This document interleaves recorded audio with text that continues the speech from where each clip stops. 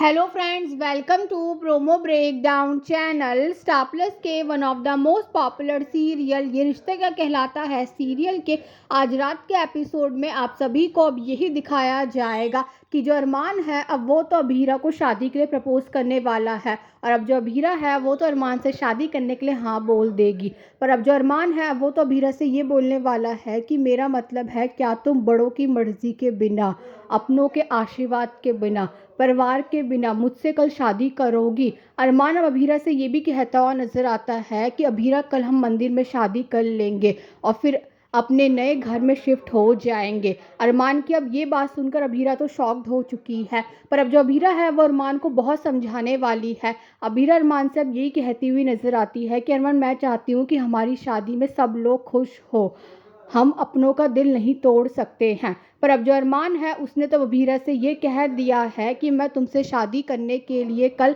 राधा कृष्ण के मंदिर में इंतज़ार करूँगा, हमारी शादी का बस यही रास्ता है, इस पे चलने की हिम्मत हो तो कल आ जाना। और अब जो रूही है उसने भी अरमान और अभीरा की सारी बातें सुन ली है।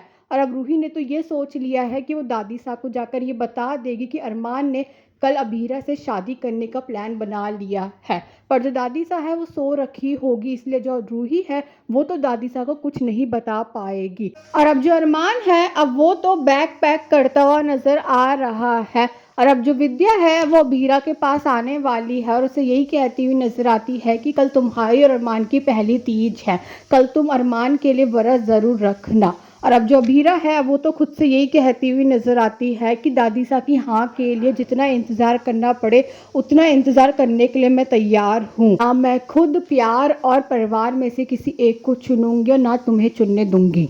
और अब रूही और अभीरा की तो बहुत बहस होने वाली है। और एपिसोड में अब ये भी दिखाया जाएगा कि अब तीज का त्यौहार और सभी लोग अब तैयार हो चुके हैं।